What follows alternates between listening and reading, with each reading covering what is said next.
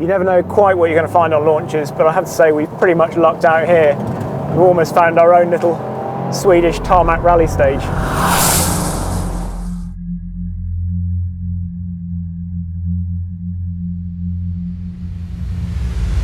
So it's a few weeks since we were last in Sweden. That was for the Audi S1, and now we've got a proper rally hero. It's the new WRX STI. Notice I didn't say Impreza because as of the last generation they said we weren't allowed to call it that anymore. That's for the lesser models. Why? I have no idea. The good news is we've got a massive rear wing on the boot, which they didn't let us have last time in the UK.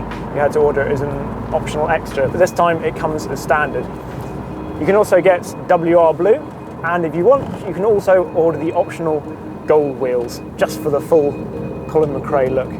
On the technical side, the most significant numbers for the new STI are as follows. The body shell is 140% stiffer than the previous generation, while the spring rates are up by 22% at the front and 6% at the rear, resulting in 16% less body roll overall. There is also a new steering rack, which is a significant 15% quicker. So what's the story with the WRX STI? Well, in some ways it's a bit of a case of everything changes and everything stays the same. The looks, well, they're kind of familiar. Obviously we've still got the massive rear wing, but they've changed the roof lines, that's 5mm lower, but also the A-pillars are now 200mm further forward. So that creates quite a sort of a different look, a sleeker look possibly, the overall glass house, and also makes it feel quite different in here because you've just got a bit more light coming in from the bottom of these A-pillars down here. The engine, well, the figures are it's a 2.5 litre boxer, and it's got 296 brake horsepower, 300 PS, and 300 pounds-foot of torque. Sounds familiar? Well, that's because it's exactly the same as it was in the last car. They claim that they've got better response out of it, and I have to say you do get slightly better throttle response now, but essentially it hasn't changed a great deal. It's got very short gearing, this WRX STI, and it's quite a novelty really. You just absolutely row through the gears. The gearbox is still quite nicely, they've changed a few of the internals, but essentially, like I say, a lot of it's stayed very much the same.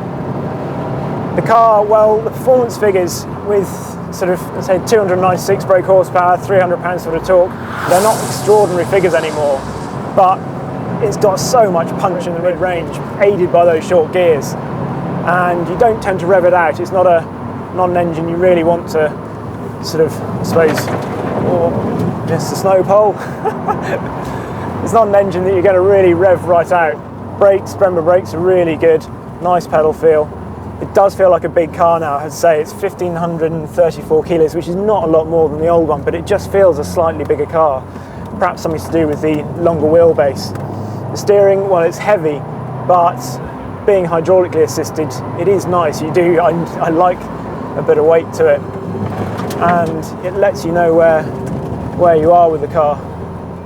Arguably, Subaru's flat-4 engines have never sounded as good since they ditched the unequal length intakes, and from inside the new car you don't get much of a distinctive boxer engine note. However, from the outside, the WRX STI sounds really rather good.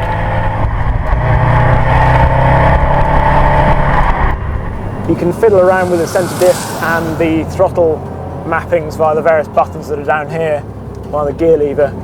I tend to leave it in auto minus, which so it does some of the shuffling, but essentially it prioritises sending a bit more power to the rear than it would in just standard auto mode. The throttle settings, well, they're this dial down here, the Subaru Intelligent Drive system, as it were, and you can turn it up all the way to Sport Plus, as it were, or Sport hashtag as its thing, but that seems to me to just a bit too sharp on the throttle, so I think it's better left in its normal sport setting. You can chuck it through the bends here, and it just feels absolutely with you. Subaru has gone for a setup which it's a lot more pointy at the front end, as I said before, but it's still no Mitsubishi Evo. It's not a car that you get moving around all the time. You feel much more secure in what it can do. You can get the rear to move around a bit, but it generally involves either braking really, really deep into corners, which is not something we're going to do on these roads here because they're just too narrow. You need quite a bit of space to do that. But that's not really what Subaru was looking for. God, this bit of road is so much fun. Good brakes. and in, feed the power in, up over the crest. This corner's tricky, downhill, back on the power though, big bump somewhere up here, there we go, sight line through the corner, off the edge. The cut lines are absolutely mad on this road. It's just daft, and once you've done one you can't help but do them all. So what sort of car have you got when you're not driving like a lunatic down a Swedish B road? Well, it's obviously pretty practical. You've got an enormous boot in the back, and the rear seats have got decent legroom. It's pretty well kitted out in here. You don't get the sat-nav as standard, but everything else pretty much does come as standard with the car. It is a bit of a mishmash. We've got this rather horrible plastic that's probably meant to look like carbon fibre, but just doesn't. And we've got about 4 different screens going on here, all with different fonts and graphics and things. But you know what you're getting into, to be honest. You don't buy it for the interior, you never have. We have got this new steering wheel, which is kind of, they're calling it D shape. It's basically them coupling onto the slightly flat-bottomed trend that developed a few years ago. Overall, it's not that much of an improvement over the last car, but it does feel like you've got a bit more space in here because of the overall body structure. The very good news for Subaru is that the exchange rate with the yen has improved significantly since the last STI came to this country, and so now they can bring this in at a much more competitive price. Having said that, the days of Subaru and Mitsubishi offering cars that had performance way beyond anything else for the money have sort of gone, really. You've now got things like the M135i and the Golf R that we've tried recently has upped its game massively. But I think there's still very much a place for this sort of car. It's a car which is just, it's a lot of fun. It's a breath of fresh air. I like this car. Despite the increased agility and sleeker new roofline, the STI remains a car that spits on its palms and gets to work in a very robust, no-nonsense sort of way. It's exactly what you would expect from a car made by a subsidiary of Fuji Heavy Industries. And while it's far from perfect, in an age of increasingly polished and refined new cars, I'm pleased that the big-winged STI exists.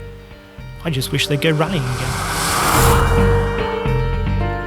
If you'd like Subaru to go rallying again, then subscribe to the channel to show your support, and we'll probably let them know.